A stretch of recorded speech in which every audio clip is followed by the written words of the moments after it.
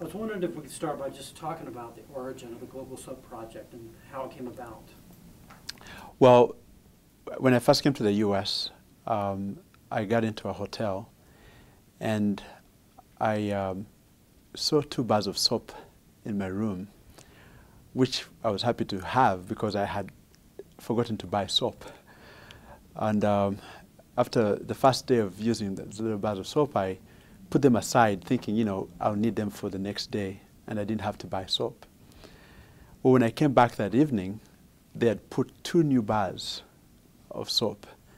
And I was miffed at this. I think maybe, you know, they figured they need to put some more soap. The third day, they've put another 2 bars of soap, and I realized that something weird was going on.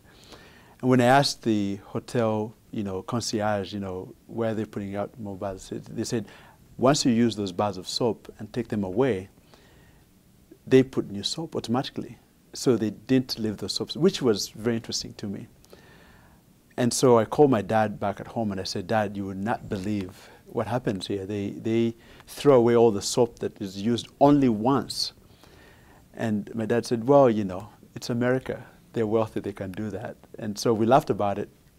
But then the idea stuck in my mind, what if we took some of this soap back home and recycled it and made brand new soap and gave it to people who didn't have a single bar of soap? And that's how the idea began, and I spoke to my wife about it, and we said to think about how to start this process. It took us about 5 years of procrastination before we actually got out of the way, but here we are. Sarah, what was your reaction when Derreck mentioned this as a possibility? I was delighted because I know growing up in Africa as a woman with kids, living on $1 a day, having soap is really a luxury, believe it or not. And I was excited at the opportunity of what the Global Soap product would do for these women and families. It would create jobs for them and would help them have soap so the issues of hygiene would be solved, and free up the time for them to get income and have their kids healthy and probably in school. Yeah. What was the first thing you did once you actually started implementing the project? Well, the first thing that you have to do in the U.S. at least is to make sure that you go legal. We started an NGO called the Global Soap Project, and I spoke to a couple of friends to help me do that, because you've got to make everything sort of straight and legit. And so we founded the NGO with the help of friends. John Parkinson, who is our legal friend, helped set up the whole thing. And then after that, we started to speak to the hotels about this. And James Bruce, who is the leading executive director for the hotel industry here in Georgia, gave me the chance to go speak to the association here, and I did, and that's where I met Olivia, who you just interviewed, and that's how we began the whole process of getting this done. Was there an overwhelming reaction in terms of hotels wanting to donate soap? Oh, they've been fantastic. All the hotels have been fantastic, and there are a bunch of them, you know, from the Hyatt to the Ritz-Carlton to Intercontinental to the Marriott. St. Regis, all of them have done a fantastic job just reaching out to us, so we're very delighted. They were actually throwing the soap away, is that correct? Yeah, and Sarah and I were looking at this and we're saying, how many hotels are in this country and how much soap therefore are they throwing away? And so that alone just starts to become mind-boggling. So we were just ecstatic at the thought of doing this. So here we are. How will you actually get it to Africa? Yes. We have a wonderful organization, a corporation that is helping us do the transportation. A gentleman by the name of Andrew Droger is helping us ship the first container for free. So it will leave Atlanta to Savannah, Savannah to Mombasa, which is East Africa. And then from there, we have our brother-in-law who is in the transportation business who will be transporting that from Mombasa to Kampala, which is where we have the process beginning of recycling the soap. With the, when it gets to Kampala and you start recycling it, will those be volunteers or actually paid workers? We're going to start off with volunteers, but we want to pay these people. The whole idea here is to empower people back at home, as Sarah has mentioned, who make $1 a day. This is a doldrum of poverty that they're sitting in. So this is one way for us to empower our own people. We are very fortunate, my wife and I being Ugandans originally, to be here in this country. And it's easy for us to give back now that we feel a little bit self-actualized, if you want to call that. So we hope that by people helping us with donations and people helping us with funding, that we can actually start a process where we can actually pay these people. Can you talk a little bit about what they'll actually do? How will they, the process they'll use to recycle the soap?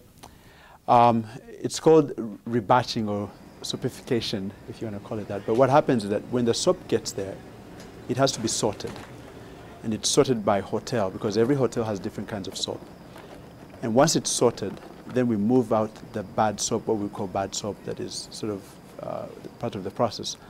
And then we have batches of soap. It's then crushed into small little bits of snowflake-like soaps, powdered sort of soap. And once it's crushed, it's then heated up at a very, very high degree of heat to kill all the germs and all that stuff. And it becomes a little bit soupy in texture. And it's that soupy texture that we pour into molds. And Dad, who is a great soap maker, will be supervising that whole process. And once it's put in molds, it then dries. Africa has a lot of sun, so it's all going to be an organic process. And once it dries up, we'll package it up and then move it to the refugee camps. Can you talk a little bit about your dad and his experience with soap making and what happened with that? Yeah, my dad is an entrepreneur at heart. He owned a soap making business in Uganda, and he also owned a printing press. And he did these two things simultaneously. And he had learned soap making from a friend who I understand is originally from Italy.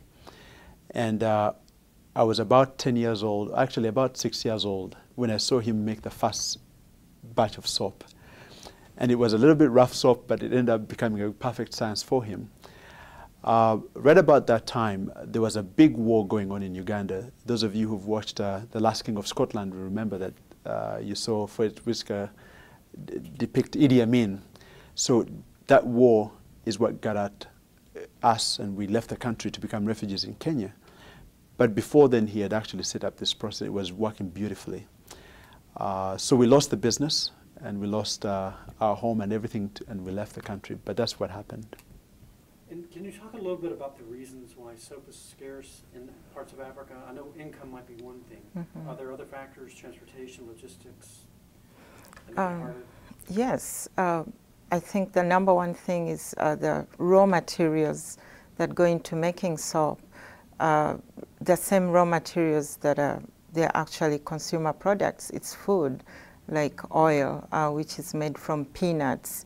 And this competes directly with the population's need to have enough food, which is always a problem. But also farming is not done on a massive level like it's done here. Maybe if that were the case, one would have a factory and grow their own raw materials.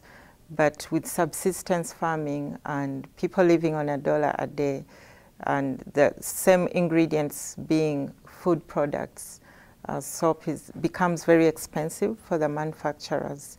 And so we end up importing soap. You will not believe that Unilever and Procter & Gamble soaps are the ones on the shelves in the supermarkets.